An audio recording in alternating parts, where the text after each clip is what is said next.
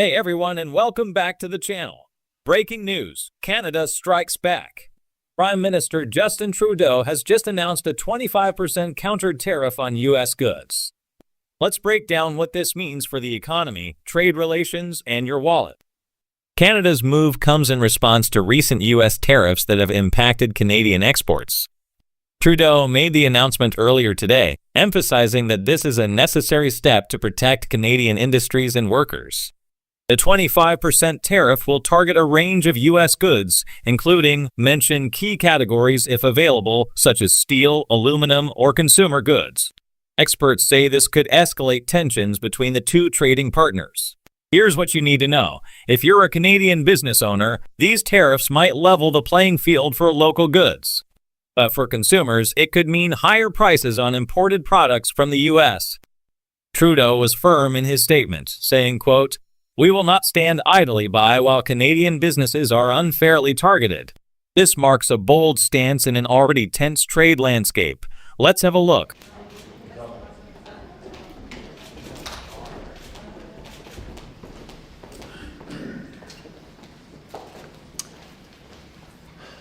Bonsoir.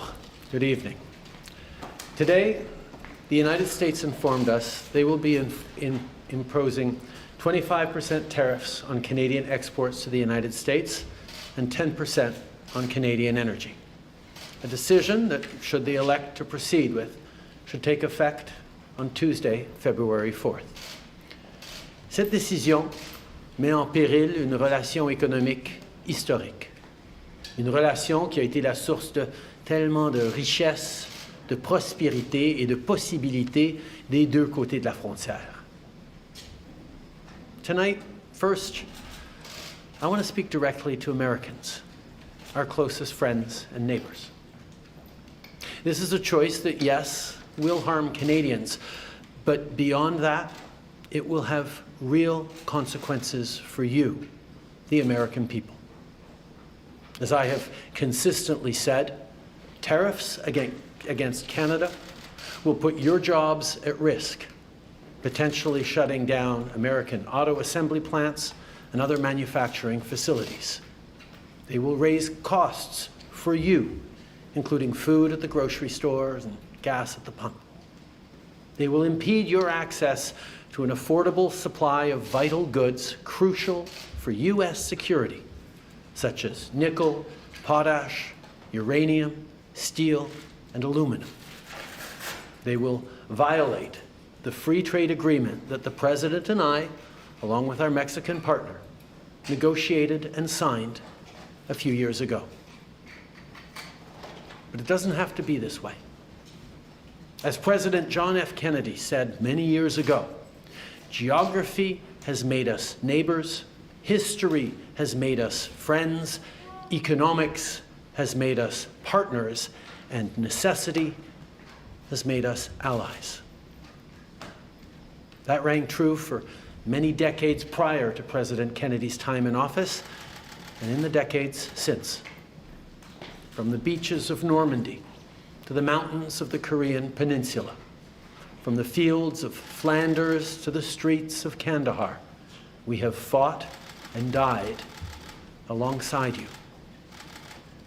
During your darkest hours, during the Iranian hostage crisis, those 444 days we worked around the clock from our embassy to get your innocent compatriots home. During the summer of 2005, when Hurricane Katrina ravaged your great city of New Orleans, or mere weeks ago, when we sent water bombers to tackle the wildfires in California. During the day the world stood still, September 11th, 2001, when we provided refuge to stranded passengers and planes, we were always there, standing with you, grieving with you, the American people.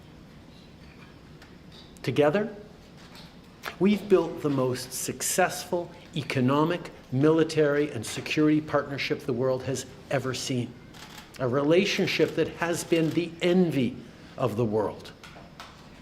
Yes, we've had our differences in the past, but we've always found a way to get past them. As I've said before, if President Trump wants to usher in a new golden age for the United States, the better path is to partner with Canada, not to punish us. Canada has critical minerals, reliable and affordable energy, stable democratic institutions, shared values, and the natural resources you need. Canada has the ingredients necessary to build a booming and secure partnership for the North American economy, and we stand at the ready to work together. Let's take a moment to talk about our shared border. Our border is already safe and secure, but there's always more work to do. Less than 1% of fentanyl, less than 1% of illegal crossings into the United States come from Canada. But hearing concerns from both Canadians and Americans, including the American president himself, we're taking action.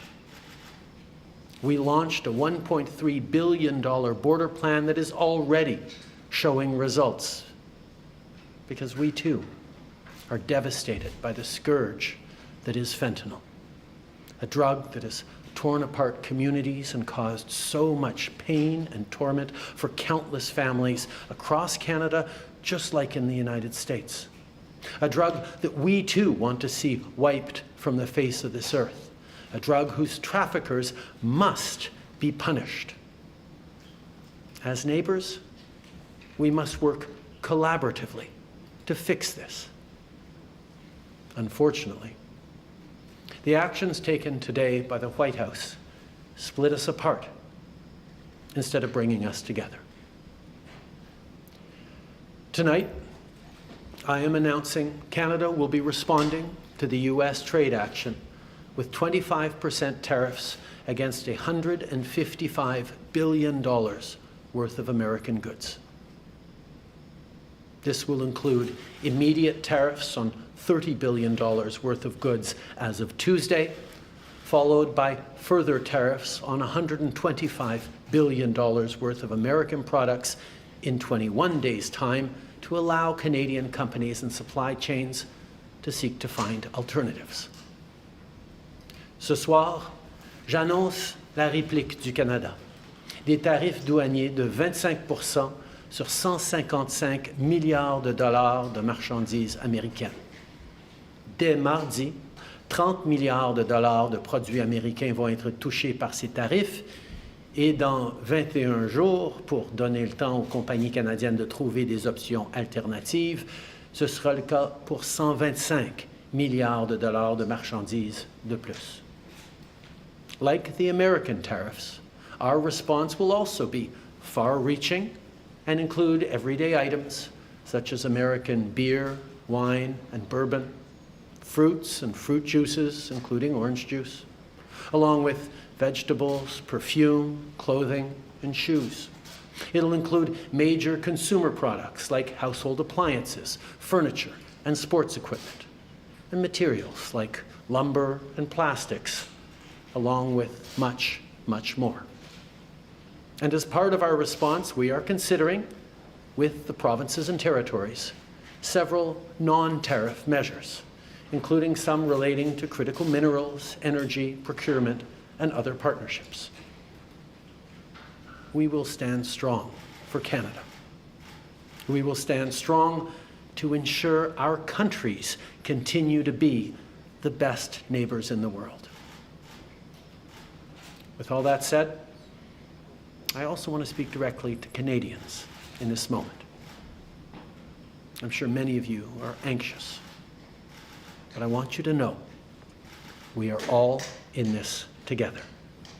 The Canadian government, Canadian businesses, Canadian organized labor, Canadian civil society, Canada's premiers, and tens of millions of Canadians from coast to coast to coast are aligned and united. This is Team Canada at its best. Plus tôt aujourd'hui, j'ai parlé avec les premiers ministres de toutes nos provinces et territoires. On est unis et solidaire. Ils ont tous appuyé notre approche. On est aussi alignés pour faire tomber les obstacles qui freinent le commerce entre nos provinces et territoires et rendre ça plus facile pour les consommateurs de choisir des produits de chez nous. Il y a quelques minutes, je me suis entretenu avec Mme Sheinbaum, la présidente du Mexique, notre autre partenaire nord-américain, qui a lui aussi été la cible de tarifs douaniers aujourd'hui. On s'est engagé à travailler ensemble pour y faire face. Il s'agit d'une menace qui vise l'ensemble du pays, et ça m'a fait chaud au cœur de voir autant de nos leaders répondre à l'appel et s'engager pour qu'aucun Canadien ne soit laissé pour compte. Notre gouvernement va être là pour les Canadiens, on va être là pour vous, mais en même temps, j'ai quelque chose à vous demander. Je vous demande d'être solidaires les uns des autres. Beaucoup d'entre nous vont être affectés par tout ça et vont vivre des moments difficiles. Je vous demande d'être là les uns pour les autres, d'être là pour vos amis, vos voisins et vos compatriotes. D'un océan à l'autre, les Canadiens sont très différents. On parle de différentes langues, on a de différentes croyances, on a de différentes opinions, de différentes idées. Mais quand on reste unis, on puise notre force dans cette différence. And now is also the time to choose Canada. There are many ways for you to do your part. It might mean checking the labels at the supermarket and picking Canadian-made products. It might mean opting for Canadian rye over Kentucky bourbon, or foregoing Florida orange juice altogether. It might mean changing your summer vacation plans to stay here in Canada and explore the many national and provincial parks, historical sites, and tourist destinations our great country has to offer. C'est le temps de choisir des produits d'ici et d'appuyer des entreprises d'ici, d'appuyer nos producteurs agricoles, nos manufacturiers, nos travailleurs, nos entrepreneurs, nos artistes. It might mean doing all of these things or finding your own way to stand up for Canada. In this moment, we must pull together because we love this country. We pride ourselves on braving the cold during the long winter months.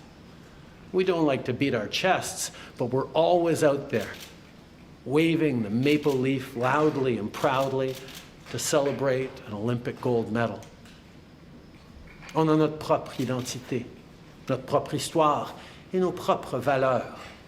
Les Canadiens sont accueillants, ouverts, novateurs, ambitieux. On préfère régler nos disputes avec diplomatie, mais on est prêt à se battre quand c'est nécessaire. Canada is home to bountiful resources, breathtaking beauty, and a proud people who've come from every corner of the globe to forge a nation with a unique identity worth embracing and celebrating. We don't pretend to be perfect, but Canada is the best country on earth. There's nowhere else that I and our 41 million strong family would rather be, and we will get through this challenge, just as we've done countless times before, together. Thank you. Merci. Vive le Canada.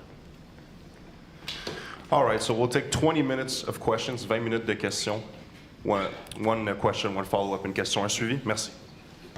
Bonsoir, Monsieur le Premier ministre, Raymond Filion de TVA. Est-ce que vous avez parlé ou tenté de parler avec le président Trump aujourd'hui ou dans les derniers jours?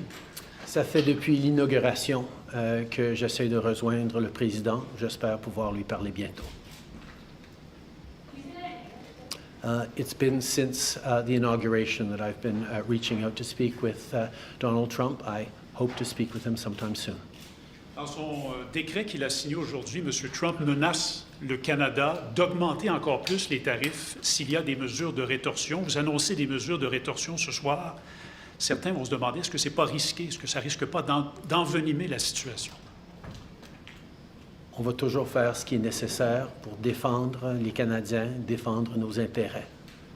On est en train de répondre avec un ensemble de mesures fortes mais appropriées et on va continuer d'être là pour défendre le Canada, les Canadiens et notre avenir.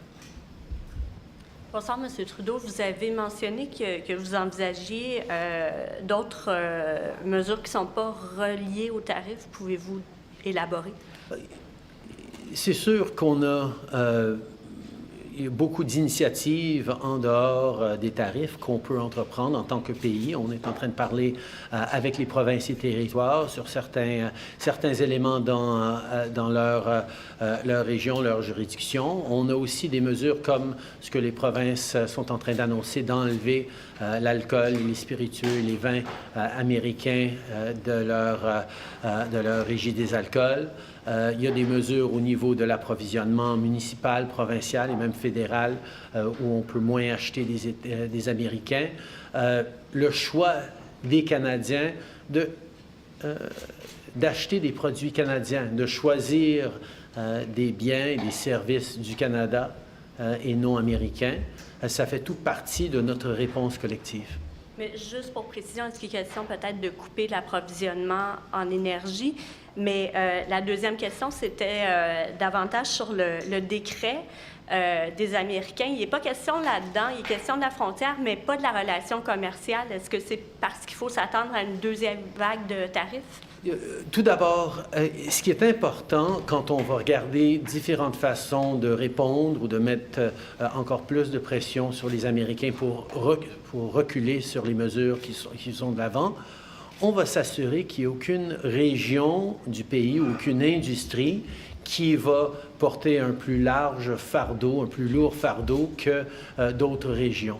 On sait qu'il y a certaines industries, dont l'industrie pétrolière, qui ont un grand impact aux États-Unis, mais on va s'assurer que toute réponse qu'on va faire va être équitable à travers le pays, parce qu'on ne veut pas que ce soit seulement une région ou une partie du pays qui paye le plus pour défendre tous les Canadiens. Et c'est quelque chose, un principe sur lequel tous les premiers ministres sont d'accord. Est-ce qu'on peut s'attendre à une deuxième vague? C'était ça aussi la question. Sur l'enjeu une deuxième vague, dans quel sens? De tarifs, parce que dans le décret, il n'est pas question de la relation commerciale, il est juste Ah non, question oui, tout à fait. Ces tarifs d'aujourd'hui sont ancrés dans la préoccupation du président sur le fentanyl. La réalité, c'est que le Canada représente une infime partie du défi au niveau du fentanyl auquel les Américains font face et on est prêt à travailler avec eux pour régler cet enjeu dans nos communautés comme dans la leur. En même temps, il y a une enquête sur nos relations commerciales qui est en cours dans le système américain qui va aboutir le 1er avril et à ce moment-là, ils vont prendre d'autres décisions. In regards to actions we might take in terms of responding to the American trade action. There are a number of different industries and regions of the country that can have greater leverage over the United States. One thinks of the oil industry, for example. What is extremely important for me, and I think for all the premiers, is that no one region of the country or one industry carries a larger burden than anyone else in standing up for Canada. We need to all be in this together. This only works if Canadians are fully united from coast to coast to coast to stand up for this extraordinary and beautiful country. And that's why, as we look at different measures, including non-tariff measures that we might move forward on, we will not be moving forward on issues that further divide the country, which is why we're working with all premiers to look at different ways we can encourage the Americans to step back from these trade actions.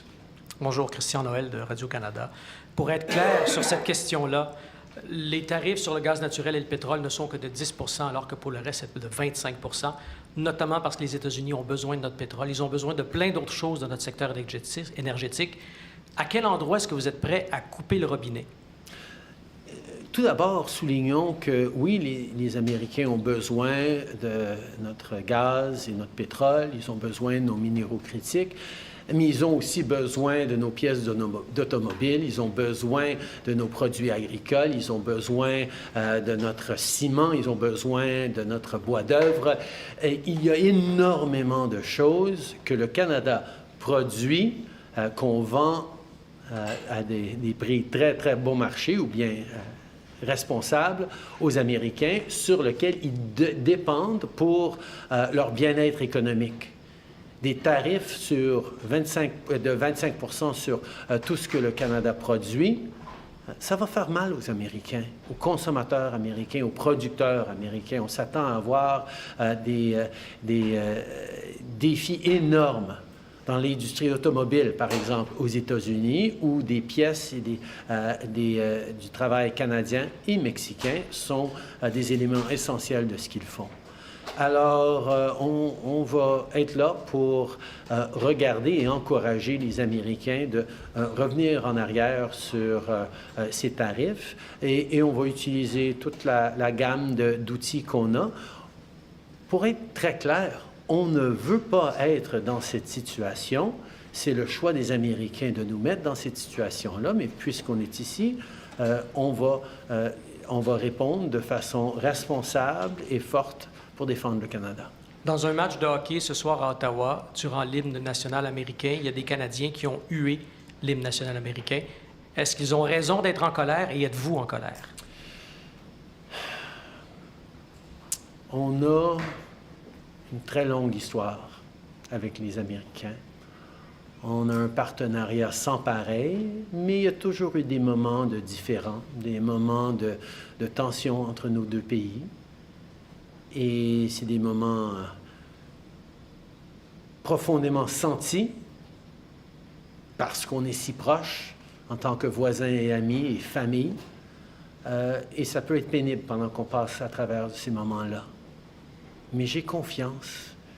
J'ai confiance dans les Canadiens, mais surtout j'ai aussi confiance dans le peuple américain qui comprend à quel point leur lutte, leur grand défi dans le monde, c'est pas le Canada. Et qu'en travaillant ensemble, on va pouvoir passer à travers ces moments pénibles pour en sortir encore plus fort. Est-ce qu'ils ont raison d'être en colère, les Canadiens? Je pense que les Canadiens ne comprennent pas tout à fait pourquoi les Américains sont en train de cibler leurs meilleurs amis et leurs plus proches partenaires plutôt que d'autres pays dans le monde. En anglais? I think Canadians are a little perplexed as to why our closest friends and neighbors are choosing to target us instead of so many other challenging parts of the world. I don't think there's a lot of Americans who wake up in the morning saying, oh, damn Canada. Oh, we should really go after Canada. We're there as friends, as partners. We always have been, we always will be. Sure, we're going through a difficult time right now, and yeah, emotions may run high here and there, particularly around hockey games. But I know we're going to make it through this because we have the most successful partnership the world has ever seen, and it's a true value in this time of really challenging geopolitical instability. Jillian Piper with Global News. Prime Minister, will you recall Parliament to pass a bill to help Canadian workers and end prorogation? As you can see from our strong response package, as we spoke about with premiers this afternoon and have for many weeks, we have the tools to be able to support Canadians through this challenging time as it stands. This is a moment for Canadians to pull together, including Canadians of all different political parties. This is a moment where we need to set aside our differences and focus on delivering for Canadians, standing up for Canadians, and protecting the most successful political, military, economic, and security partnership the world has ever seen. And that's exactly what we're going to do. We have the tools to do it as a government right now, and we will keep doing it alongside our premiers and our partners. A member of the Canada-U.S. Council, Lana Payne, today said that an ally would not act this way, and therefore the U.S. is no longer Canada's ally. Do you agree with that? Like I said, I think there are going to be people who are upset and even hurt by what's gone on here. But I have faith. I have faith in Canadians, but I also have faith in the friendship between Canada and the United States that has gone through challenging times before, but we always make it through because we've been able to count on each other for over 150 years, and we will continue to be able to do that long into the future. This is a friendship that has stood the test of time, and despite challenges that we can work on and we will work on together, we will continue to be friends and neighbors. Prime Minister, you said earlier that you're not going to move forward on measures that would further divide the country. Does this mean that blocking energy exports is fully off the table? It means that any conversations around further measures, particularly involving one industry or one region of the country more than another, is something that we're going to do carefully and thoughtfully and with the full partnership of regional leaders, provincial premiers, businesses. No one part of the country should be carrying a heavier burden than any other. We're in this together. We're all going to stand together, and we'll be there for each other from coast to coast to coast. And President Trump said in the executive order that it's about the border and fentanyl. Do you think that this is what it's about? We have one of the strongest, more secure borders in the world between Canada and the United States. As I said, less than 1% of fentanyl going into the United States come from Canada. Less than 1% of illegal migrants going into the United States come from Canada. That doesn't mean there isn't more to do. And that's why we've invested $1.3 billion in strengthening our borders. And we're seeing over the past number of weeks, past couple of months, the numbers significantly decrease at the border already. We are making progress in working together, including sending joint teams over to China to talk about the precursor chemicals that get developed into fentanyl all across North America. There are things that we can and must do together, and I understand the preoccupation the American president has with fentanyl deaths. We share those preoccupations. We've seen far too many communities across our country devastated by toxic drug supplies, by fentanyl, by opioid addictions. We have taken action over the years, but we're happy to do even more with the United States to counteract this horrific tragedy. That's why we have committed to doing even more and working alongside. But this trade action against Canada is not the best way we can actually work together to save lives. Good evening, Prime Minister. Stephanie Taylor with the National Post. What does it tell you about your relationship with President Trump that you've been trying to get a hold of him and he hasn't been speaking with you? I think this is a time where we've all remarked on just how active President Trump has been in engaging with a wide range of topics in his first weeks in office. As you all know, I've had many good and substantive conversations with President Trump over the past months, where we've highlighted the work that we can do. Our ministers and officials have been engaging, in many cases like today, multiple times a day with their counterparts to talk through these issues, to move forward on areas of mutual concern. We will continue to engage, and I will continue to be there to work with President Trump as we've worked together in the past. We've worked together to solve some pretty challenging issues over the years. I look forward to doing that again. Je pense qu'on peut souligner à quel point le président est extrêmement actif avec beaucoup de différents enjeux sur sa table. Ça fait plusieurs mois que j'ai eu beaucoup de conversations avec lui sur les enjeux dont on est en train de discuter aujourd'hui. Il sait très bien mes positions et en même temps, les ministres sont extrêmement actifs à être engagés avec leur contrepartie américaine, y compris plusieurs fois chacun aujourd'hui, pour souligner le travail que nous pouvons faire. Alors, il faut se souvenir que moi et le président, nous avons réglé de grands enjeux dans le passé et je suis toujours prêt à le faire encore une fois. But if you can't get a hold of President Trump on a day as consequential as this, when it really matters, can Canada have a productive relationship with President Trump and the Trump administration moving forward? As I've said, we have had a very effective and constructive series of conversations throughout the American administration. We'll continue to.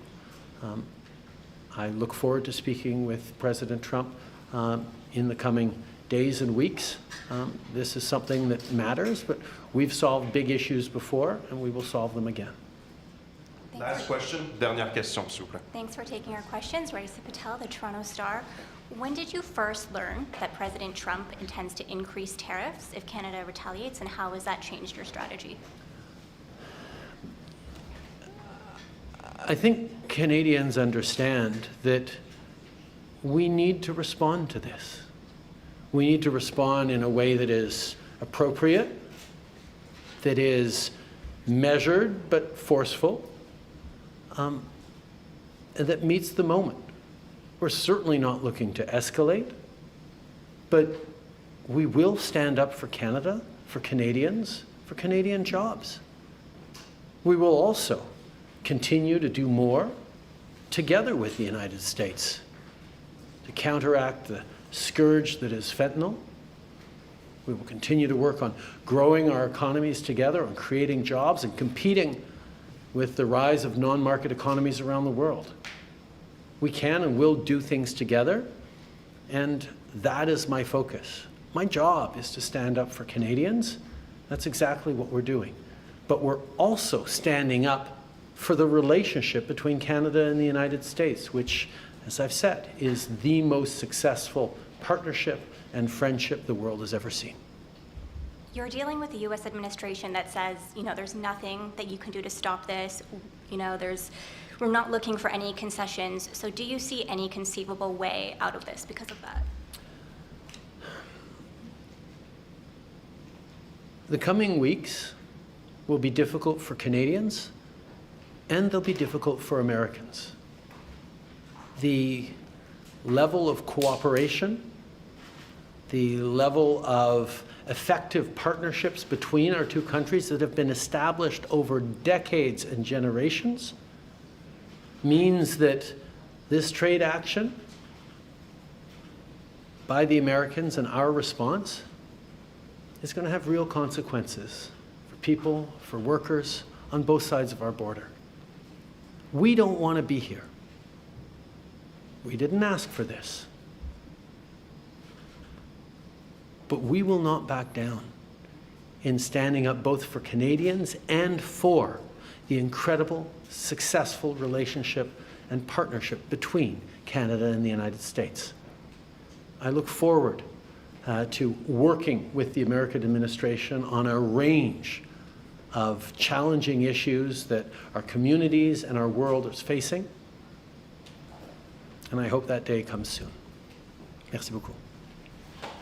All right, this concludes today's press conference. Ça conclut la conférence de presse aujourd'hui. Merci. Merci tout le monde. What do you think? Will this strengthen Canada's economy or lead to further trade tensions with the U.S.? Let us know your thoughts in the comments. And don't forget to like, share, and subscribe for more breaking news and insights. We are Seek Beyond News, and I'll see you next time.